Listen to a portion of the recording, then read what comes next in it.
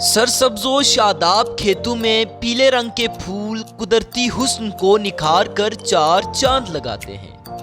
جہاں سرسوں کے پھول خوبصورتی کی علامت ہیں، وہیں سرسوں کا ساگ مکئی کی روٹی اور مکھن کے ساتھ بہت پسند کیا جاتا ہے۔ شہروں میں لوگ اس کو سوغات کے طور پر کھاتے ہیں۔ یہی وجہ ہے کہ شہروں میں یہ مہنگے داموں فروخت ہوتا ہے۔ جہاں سرسوں کا تیل گھنے اور لمبے بالوں کی نشو نما میں معاون اور بالوں کی خستگی کو ختم کرنے میں مفید ثابت ہوتا ہے، وہیں سرسوں کا تیل کھانا پکانے میں بھی استعمال ہوتا ہے، جبکہ بہت ساری بیماریوں کے علاج میں مفید ہے۔ اللہ کی بنائی گئی کسی بھی چیز کا کوئی نعم البدل نہیں۔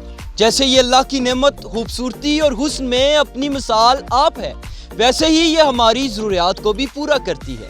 Arsalan Kiani, ABN news.